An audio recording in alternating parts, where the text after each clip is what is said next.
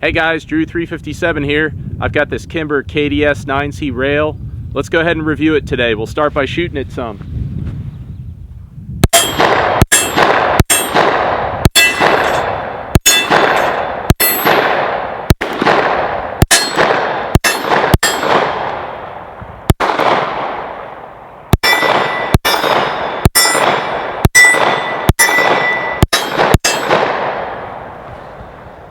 Yeah, this gun shoots pretty well.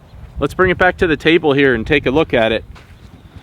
So this is an 18 round magazine that it comes with, and it's also got flush 15 round magazines.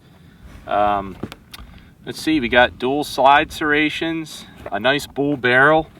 It's got kind of like a recessed crown to it. This protects it if you're ever to drop the gun. This is the part inside the barrel here you really want to protect. Night sights. Kimber sells an optics plate for the different kind of red dots you might want to put on the top, and they have sights on the rear of the gun, and they'll also give you a front sight so that you can co-witness it. They deleted the grip safety. That was something I guess they felt made the gun more reliable, so it would go bang if you were carrying it. They've got a teardrop shaped magazine release. These grips are nice. You can get your flesh into them and get a nice grip. Let's look at the other side here. You've got the rail. There's a dual safety on either side. You left-handed shooters will really appreciate that. So look, why don't we go ahead and see how this gun prints it. Let's say 10 yards on a target.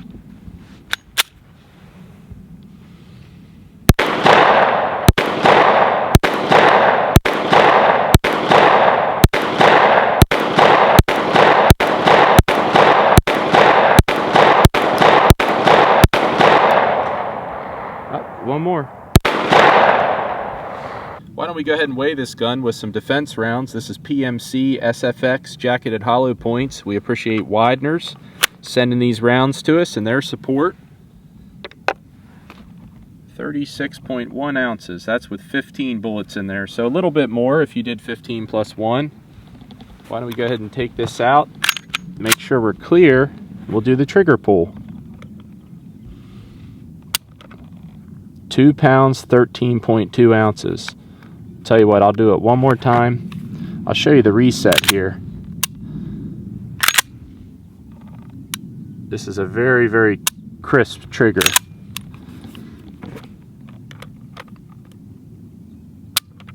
And 3 pounds, 0.8 ounces. The other thing I'd like to do is just measure the width of this slide here. So I'll get out my trusty calipers. And we'll just come right here behind the chamber. Little bit over 0.9 inches, 0.9160. How about we go ahead and compare that to this Kimber? This is a 45 ACP custom CDP2. This is 0.8605, so just a little bit thinner. And while we're at it, how about a Glock 19? These are similar size compact guns, 15 plus 1. The slide on the Glock is about 1 inch, 1.060, so a little bit thicker. Why don't we go ahead and shoot this gun a few more times? Let's try some of these 2 liters. All right. We'll take out a 2 liter.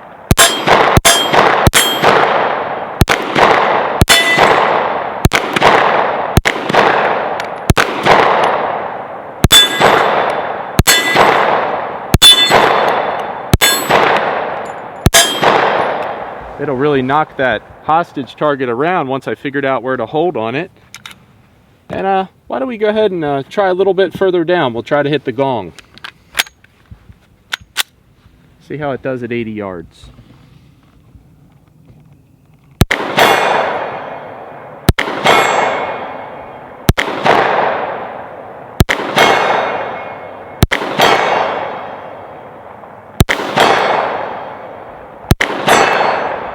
Not too bad. How about one of these Firebird targets?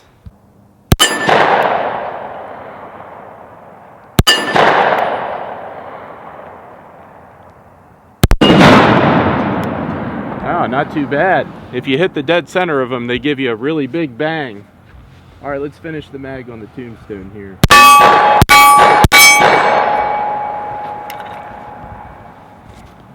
Now I think what I'd like you to do is be able to see this gun from the side. I think it shoots pretty flat, and this is partially because you can get your hand a little bit higher on the gun, you know, the whole borax angle of the gun, so there's not as much flip to it. So I'll shoot a few shots on the tombstone here, and why don't you just take a look at how flat it shoots.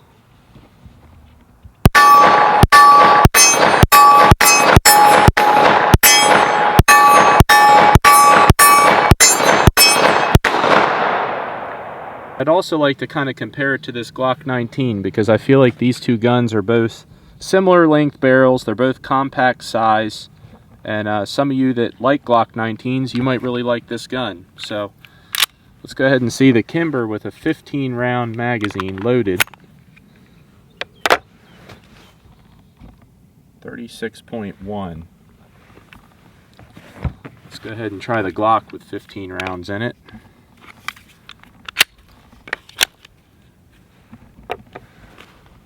30.3. Okay, so get about a little less than 6 ounces lighter. Let's do the trigger pull here. Clear the way here. All right, let's try the Kimber.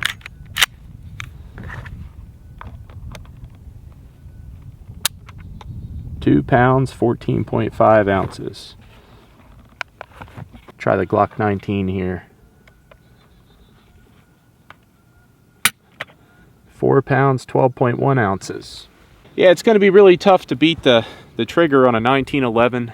It's just such a crisp one, but this Glock 19's a Gen 5. It's got a sweet trigger, a little over 4 pounds. This gun's definitely on the lighter side, but not quite as light as the Glock 19. But anyhow, I thought I'd draw that comparison because I feel like if you look at these guns here, here's the TSOS Duty, then you've got your Kimber. This gun's about 22 years old, right? And then you've got this newer Kimber, which is a 9mm 1911, and then you've got your Glock 19. So I kind of feel like this Kimber KDS9C Rail, it's got all the different things that the Glock 19 has, you know? And you can even buy this with a mount on optic on the top of this Glock 19. So let's go ahead and shoot this gun a little bit more. Try some of these steel targets at different ranges. All right, Mr. Pumpkin.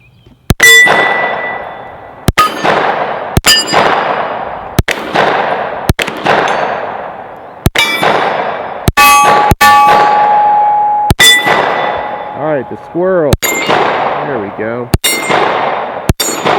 We gave him a bad day. Yeah, so this gun shoots pretty good. I think so far we've got about 500 rounds through it. I've not had it malfunction one time. It seems to shoot pretty flat. I like that it's 15+1 capacity on a flush mag, or 18+1 on this extended mag over here. It's very easy to do a press check. You know, these grips are very positive. You can do a very easy press check. The trigger is crisp. It's got that safety on either side, so for left-handed shooters, I think that is a must-have. It's nice to have.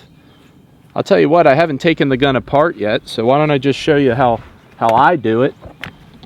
First thing, make sure it's unloaded, your magazine's out.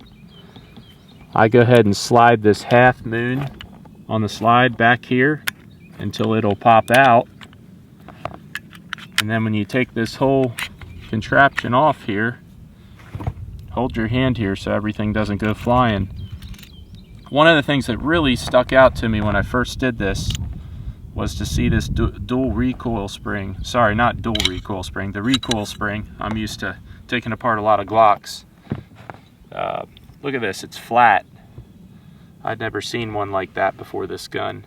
Most of them are round. So I don't know what Kimber was thinking there, but perhaps this thing will last a long time before you need to change it out. So it's pretty simple. That's how it comes apart. This barrel's really something. It's beautiful. I like how they They recessed it. It's kind of concave on the end here. Ooh, this thing's hot. We've been shooting it. You can see it's dirty too. All right, I'm going to go ahead and put this gun back together real quick. If you haven't already, I encourage you to watch some of our other field stripping and cleaning videos of this gun. We go through a little slower and show you how to do this. We've also put some short videos up to some music that hopefully you like. I like the music. This part can be a little tough for some people. I hold my hand right here when I do it.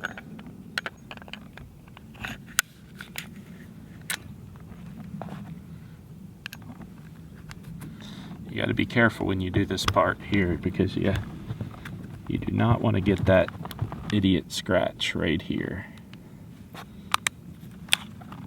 Pull it up to the half moon. There we are. Back in action.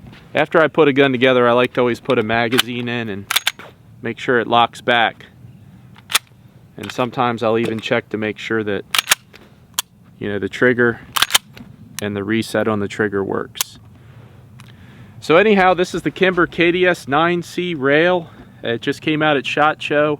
You know, 6 months after this gun came out, everybody complained because they wanted to have a safety that was on either side, ambidextrous, and they wanted this rail on the front. So I think it's great that Kimber listened and they produced this gun. And I also really like this color. I also like this finish that they put on the gun too. It seems to be pretty tough. So anyhow, after we have maybe 5,000 rounds through this gun, maybe we'll get it out again and do another video and review it a second time. So we appreciate you guys stopping by. We want to thank Ballistol for sending us fluids to clean these guns up, Wideners for sending us ammo, and also Talon Grips. We really appreciate their support of the channel. They make some nice grips to help you hold on to your gun a little bit better so it doesn't move when you're doing rapid fire shots. So we appreciate you guys stopping by. Drew 357. We'll catch you on the next one.